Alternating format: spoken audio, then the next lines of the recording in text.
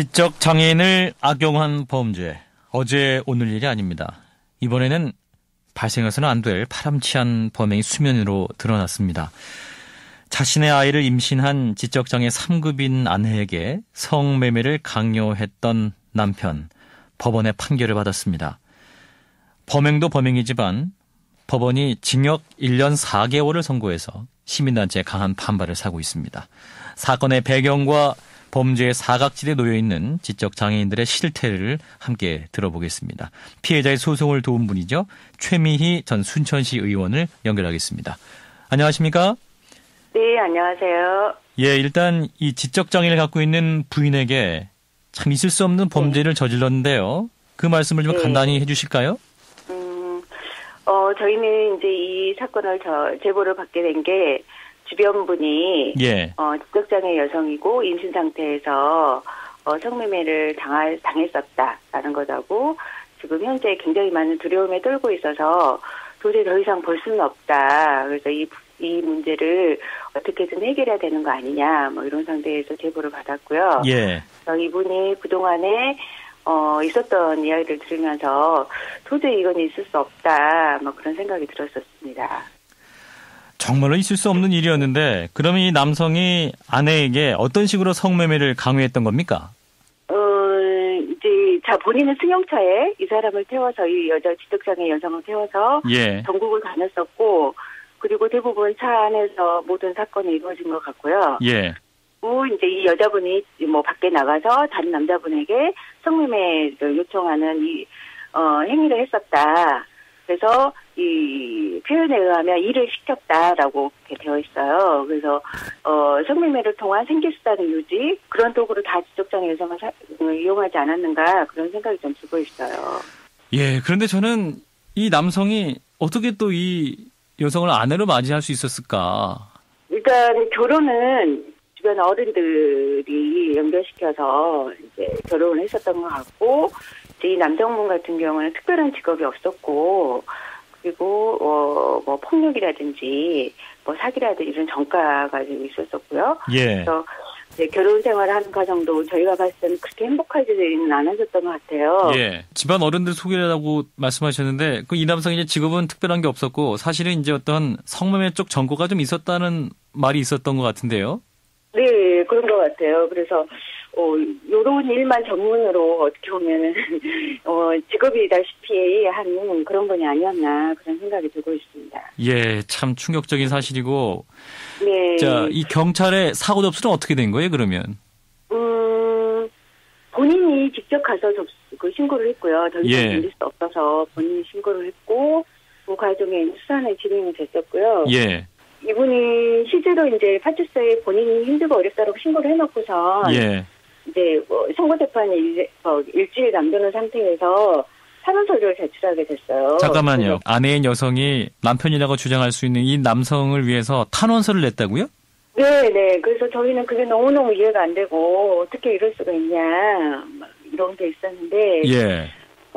요 과정에서 이제 그게 있었던 것 같아요. 이제 주변에 그 남편을 둘러싸고 있는 가족들이 얼르고 달래고 막 이런 거 하나 하고, 그리고 또 하나는 본인이 밖으로 나와서 나 혼자 어떻게 세상을 살 수 있을까.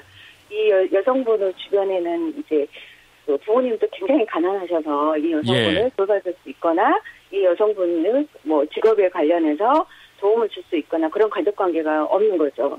함께 살 수 있는 사람이 아무도 없기 때문에 다시 탄원서를 제출해서 내가 그래도 이렇게라도 살아야 되는 거 아닌가 라는 마음을 갖게 됐었던 것 같아요. 그래서 저희는 이제 혹시나 모르는 보복이라든지 그리고 이 사람이 지금 아이를 출산하고 난 이후 상태거든요. 아이를 출산했으니까. 아이를 데리고 세상을 살아갈 때 드려야 될 아이의 양육비라든지 본인이 경제적으로 자립할 수 있을 것인가에 대한 고민, 이런 것들이 정말 많을 거라는 생각이 들고 있습니다. 저는 이제 탄원서가 작성된 과정도 참 의문인데요. 아니 그러면 이 아내의 가족들은 지금 항의를 한다거나 탄원서를 못 쓰게 한다거나 뭐 반발이 없었나요? 이 아내 가족들은 전혀 사실 모르고 있는 상황이고요. 아, 모르고 있습니까 지금? 네, 모르고 있는 상황이고, 설사 이야기를 한다 하더라도 부모님들이 환자로 되어 있는 상태거든요. 그래서 그분들이 온책이 있으면 상황은 전혀 안 되고 있어요. 그러니까 이 피해 여성의 그러니까 부모님들도 환자인 그런 상태다. 네. 그럼 이 여성을 보호해주고 대변해주고 목소리를 내줄 수 있는 사람은 아무도 없네요, 세상에 지금. 그렇죠. 주변에 있는 가족 중에는 아무도 없는 거죠. 예, 뭐 재판부에서도 그 탄원서를 그러면 진정성 있게 받아들인 겁니까, 그러면? 저희는 이제 2년 6개월의 구형보다 좀 더 낮게 1년 4개월이 나와서 굉장히 의아했고요. 예. 형량이 좀 더 낮게 나와서 성매매를 용인한 사회인가, 그리고 지적장애 여성을 아무렇게 해도 되는 사회인가, 정말 의심스럽고요. 너무 가벼운 형량을 내려서 저는 이 나쁜 영향들을 사회에 미칠 수도 있겠다라는 생각이 들었습니다. 예, 강력한 어떤 형량 처벌이 더 필요한 상황이다, 이런 의견을 주고 계시는 것 같고, 이 이제 피해자인 아내의 경우에 말이죠. 지금 이제 의사 표현을 정확히 할 수 있다고 말씀하셨습니다만 앞으로도 좀 어떠한 따뜻한 그리고 좀 구체적인 법적인 그러한 도움들이 필요할 것 같다는 생각이 듭니다. 그런데 이제 이 남편인 김모 씨가요, 성매매 범죄뿐 아니라 지적 장애인을 또 다른 범죄에 악용했다, 이런 내용도 있는데 이거 무슨 얘기인가요? 그건 저희는 지금 현재 그 이야기를 듣고 확인 중에 있는 상황이고요. 그럴 가능성이 굉장히 높아 보이는데 이제 이 문제가 구체적으로 확인이 된다면 엄중한 벌을 받아야겠죠. 예, 알겠습니다. 이 아내를 위한 어떤 사회적인 보장 장치, 그리고 주위 기관이라든지 국가에서 좀 도움을 줘야겠다는 생각이 들고요. 자, 범죄 사각지대에 놓여 있는 지적 장애인들을 위한 구체적인 대책, 어떤 게 필요할까요? 일단은 그 지적 장애인들이 본인의 어려운 점, 그리고 뭐 인권이 그 침해받았다 또는 차별받았다, 막 이런 것을 누구에게 말해야 될지 모르고 주변 사람들이 그냥 하소연하게 되고 뭐 넘어가버린 경우가 정말 많이 있어요. 이 이야기는 이제 다행히 저희들하고 같이 만나게 돼서 상황이 좀 달라지게 되는데, 어찌됐든 우리 지역사회나 또는 그 다른 지역사회에서 알겠습니다.